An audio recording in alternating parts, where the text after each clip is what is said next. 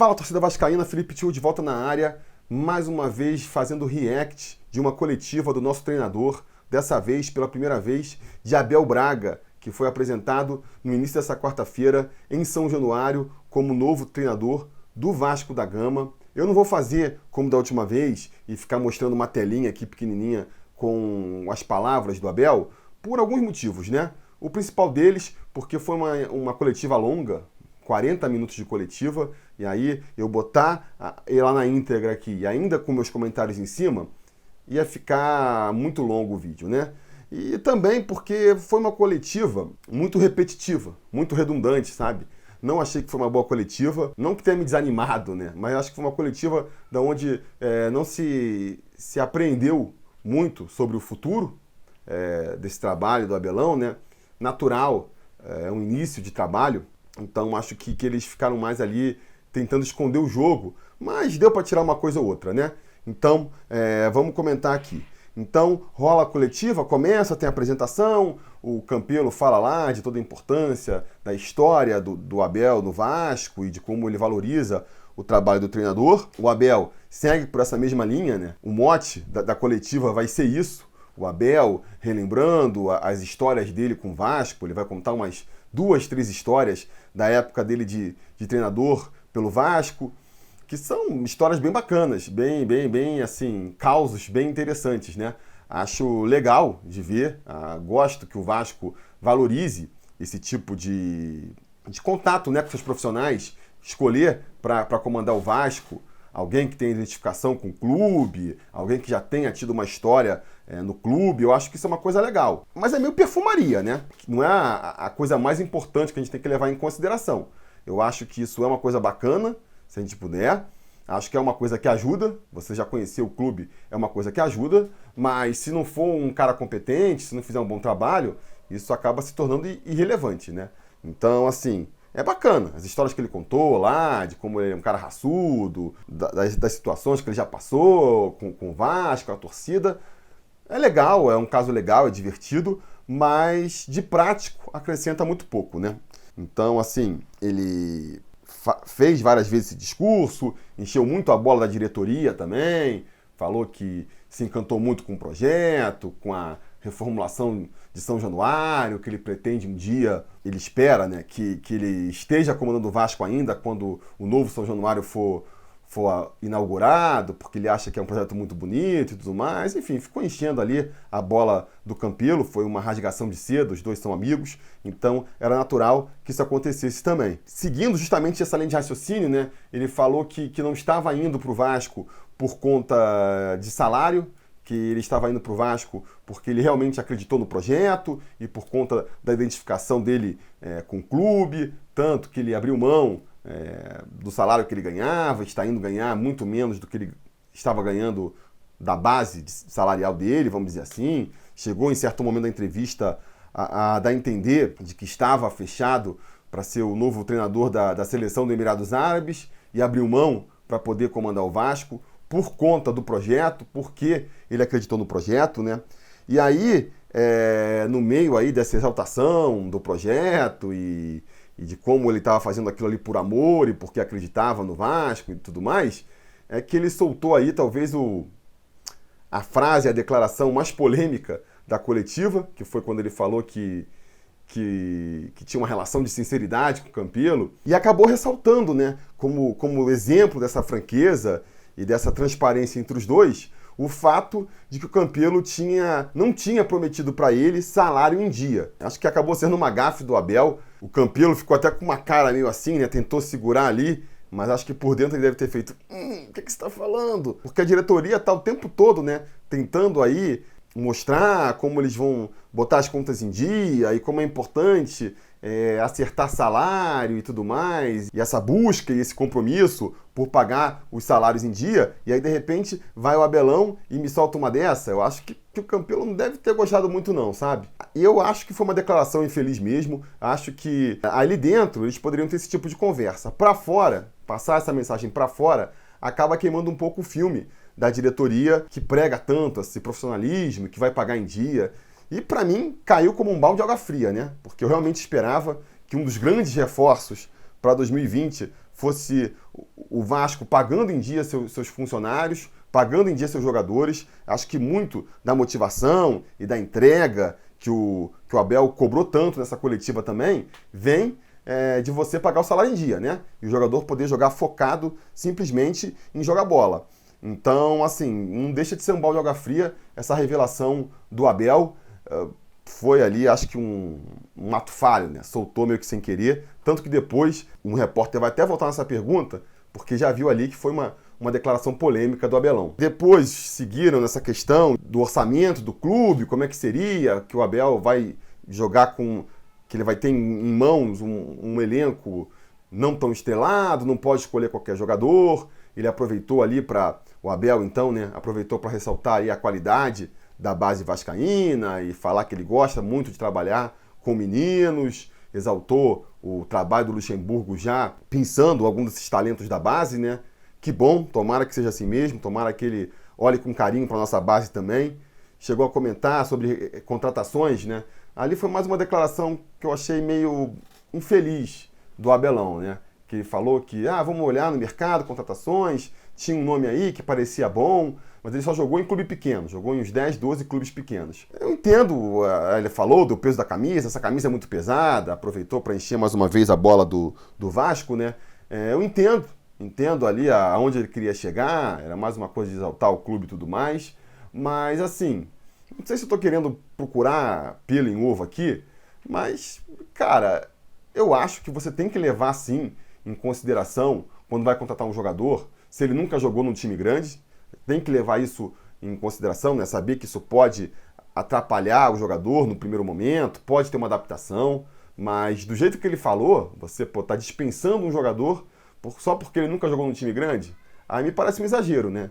E aí, em seguida, ele fala que tá pensando num jogador que tem essa tarimba, sabe? Tô abrindo mão de um jogador aqui que tá indo bem, mas nunca jogou num time grande. A gente vai atrás de um outro nome que me agradou mais, porque tem esse histórico de ter jogado em time grande.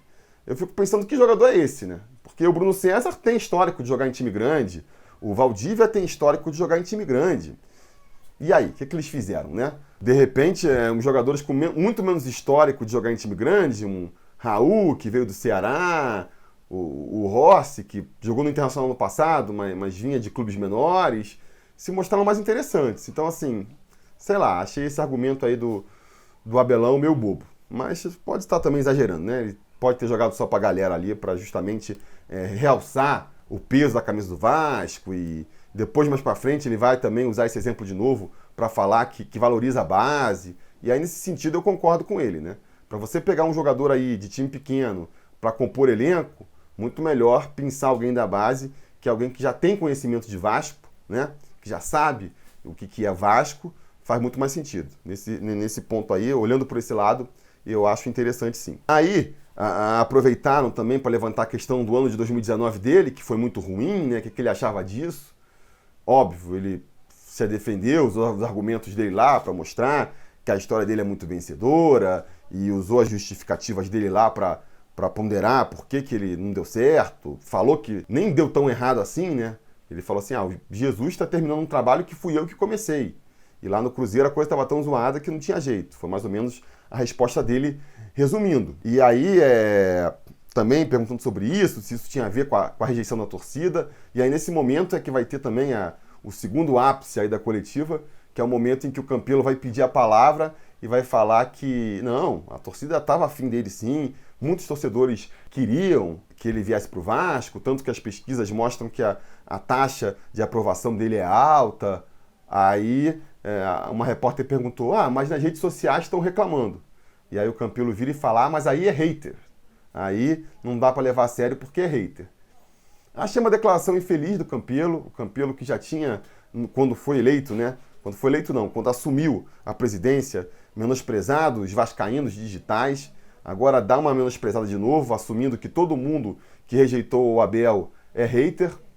Acho bobo, acho, acima de tudo, uma declaração boba. Eu aqui estou falando como um cara que aprovei a contratação. Agora, o outro não aprovou, eu vou falar que ele não aprovou porque é hater? Sabe, é desqualificar o discurso, é uma provocação boba, só causa mais rejeição. Então, assim, é mais um exemplo de como o Campelo não sabe se portar em público, sabe? Acho que ele não tem noção ali da do cargo que ele ocupa, de como ele tem que se relacionar com a torcida. Na última rodada do campeonato já tinha falado aquela coisa lá vou fazer um anúncio, criou uma falsa expectativa, né? Criou uma expectativa que depois não foi alcançada, agora manda essa. Então, assim, ele vai criando as próprias cascas de banana para ele escorregar. Essa aqui é a grande verdade, né? Podia ter passado sem essa declaração. Essa é a minha opinião. Ele falou também do Vanderlei, né? Voltando aqui agora pro Abel Braga. Falou da relação próxima que ele tem com o Vanderlei, que foi ele que indicou pro Campelo a contratação do Vanderlei ano passado, quando o Abel foi especulado no Vasco e acabou fechando com o Flamengo. Ele disse que ele falou pro Campelo, cara, vai atrás do Luxemburgo. E ele acabou não indo, renovou com o Valentim, né? Mas que assim que o Valentim caiu, ele foi atrás do Luxemburgo e funcionou, e que agora ele quer seguir com esse trabalho do Luxemburgo, e que ele teve uma conversa de mais de 2 horas com o Luxemburgo. Ele voltou de Búzios falando com o Luxemburgo no telefone, e foi falando até chegar na porta de casa. Eu acho isso bom, né? Acho isso bom, porque o Abel está chegando preparado, já vem ali. Primeiro, concorda com o trabalho do Luxemburgo, então vai ser um trabalho que vai ter uma continuidade, não vai querer romper tudo. E segundo, eles sendo amigo mesmo, como ficou parecendo que eles são, rolou uma troca de figurinhas ali que é muito importante. O Luxemburgo já deve ter falado, isso aqui é complicado por isso, tem essa questão, tem aquela. O Abel não chega caindo de paraquedas no Vasco da Gama, isso é uma coisa boa. Aí nesses assuntos, ele também chegou a falar sobre o Richard, né? Falando sobre a amizade dele com o Luxemburgo, falou que o Luxemburgo ligou para ele para perguntar sobre o Richard na época, que o Vasco estava considerando a contratação, e que o Abel foi só elogios para o jogador, e que isso motivou o Luxemburgo a trazer o Richard, e que foi um acerto. E aí até também soltou talvez aí a informação mais relevante, né, mais concreta da coletiva, que é a de que ele pediu aí a renovação do contrato do Richard, né, um novo empréstimo junto ao Corinthians. Acho que pode acontecer, não sou contra acontecer, desde que não seja nada astronômico, né? Acho que o Richard foi um jogador importante aí nessa temporada, e se ele chega com o aval do treinador e tem ali uma relação especial com o Abel Braga, ele pode fazer uma temporada ainda melhor agora em 2020, então vamos acompanhar, né? Vamos acompanhar. Enfim, ele deu a entender que vai tentar a renovação do Richard, deu a entender que a renovação de outros jogadores já é mais complicada. Não sei se ele estava falando do Guarim ou do Rossi, né? Em um certo momento fala-se do Guarim, ele também sai pela tangente. O Rossi parece que é claro que não vai ficar, né? O Guarim, não sei. Pelo que eu vi dessa coletiva, eu tendo a entender que também vai pular fora. Vai ser uma pena. Depois vem aquela discussão de técnico estrangeiro, que agora sempre tem, né? Esse debate entre técnicos brasileiros e técnicos estrangeiros. Acho um debate interessante, mas eu não sei também até que ponto ficar jogando essa questão nas coletivas vai resolver alguma coisa, né? Não sei se é esse o momento para debater essas questões. Mas, enfim, o fato é que gostei da resposta do Abel para essa questão, né? Ao contrário do Luxemburgo, que na última coletiva que eu comentei aqui, resolveu sair pela tangente, apelou ali para umas falácias para não responder. O Abelão não fugiu da raia, não. Falou que gosta do trabalho do Jorge Jesus e do Sampaoli. Eles trazem inovações táticas, é interessante. Ele saudou e falou que é bom mesmo que o Brasil tenha mais técnicos estrangeiros para dar essa remodelada. E aí só no final falou assim, mas o pessoal exagera um pouco, né? O pessoal meio que solta confete para qualquer coisa que eles fazem, e acho que há um exagero nesse sentido, não precisa ser assim. E beleza, né? Mandou o recado dele ali e bola para frente. Depois, perguntaram para ele a questão ali da vida pessoal dele, né? Abel, e sua vida pessoal? Que ele falou, o que você quer saber? A altura da minha mulher? O que eu fico fazendo? Onde eu moro? Eu acho que a pergunta soou meio estranha mesmo, né? Que tipo de pergunta é essa numa coletiva? Eu acho que a intenção do repórter era comentar sobre, de uma maneira assim indireta, né? A questão do filho dele, que morreu no ano passado, ano retrasado, né? E que é uma coisa que as pessoas têm levantado aí nas redes sociais, que depois que o filho dele morreu, ele já não foi mais a mesma coisa. Enfim, é um tema sensível de se tocar, né? Eu não sei até que ponto a galera... nunca, graças a Deus, tive ninguém aí, nenhum filho, nem muito menos alguém mais novo morrendo perto de mim para saber qual que é a reação psicológica da pessoa. Eu acho esse assunto um pouco desnecessário, para falar a verdade. Invade meio que a parte íntima, né, pessoal do técnico mesmo, que não tem nada a ver. E eu não sei, a galera de repente quer ser psicóloga, acha que ele tá deprimido, que ele já não rende tanto porque o filho dele morreu. Não sei se a gente pode assumir isso, sabe? Você aí, se você estuda essa área da psicologia e tudo mais, talvez você possa dar aí uma opinião mais abalizada. Agora, quem nunca estudou na área, ficar assumindo que porque o filho dele morreu, ele nunca mais treinou bem um time, eu acho que tem poucos elementos pra gente assumir isso, sabe? Ele fez o trabalho que ele sempre vem fazendo. Essa que é a verdade. Em 2019 não deu certo, outras vezes deu mais. Acho que não é por aí. Acho que essa discussão tinha mesmo que morrer, sabe? Mas eu tenho certeza que se por acaso ele não der certo no Vasco, vamos voltar com essa discussão aí, mesmo sem nenhum embasamento de que o problema é que o filho dele morreu. Enfim, não quero mais discutir sobre isso. Depois, perguntaram para o Campelo sobre a questão das penhoras. O Campelo falou que está aí se esforçando ao máximo para resolver essa questão. Tomara que resolva, tomara que pague aí tudo que está devendo para os jogadores, né? E que a gente entre em 2020 com o caixa mais acertadinho. Meu sonho era que o Vasco pagasse em dia 2020, pelo menos isso, né? A gente está tendo aí um elenco limitado pensando nisso. Aquela declaração do Abel ali meio que tira um pouco aí dessa expectativa, mas, enfim, que pelo menos atrase o mínimo possível, né? Se for atrasar, se tem que atrasar, que tente atrasar o mínimo possível, fica a nossa torcida. Perguntaram novamente pro Abel sobre a questão de jogar com time limitado e tudo mais, ele respondeu que está acostumado, que para ele é mais um desafio, e enfim, também deu uma resposta genérica lá. No final, fazem mais uma pergunta interessante, que é sobre a questão da comissão técnica, quem ele deve levar para a comissão técnica. E aí ele falou lá os profissionais com quem ele está contando e apontou que pretende trazer um preparador físico que já trabalhou com ele há muito tempo e que está lá no Internacional. Acho que isso é uma questão importante, né? Porque nos vídeos que eu fiz sobre o Luxemburgo eu acabei passando por cima dessa questão, mas essa é uma questão importante também, né? Um dos acertos do Luxemburgo, uma das coisas que fizeram o time melhorar sobre a batuta do Luxemburgo foi o trabalho do Antônio Melo lá, o preparador físico, né? O time, você viu que ele cresceu muito em rendimento físico com o Luxemburgo e o Antônio Melo foi com o Luxemburgo para o Palmeiras. Então tem que trazer um outro preparador físico que seja à altura para não deixar aí esse gás dos jogadores do Vasco caírem. Vamos torcer para que seja o caso aí desse preparador físico que vem aí do Internacional.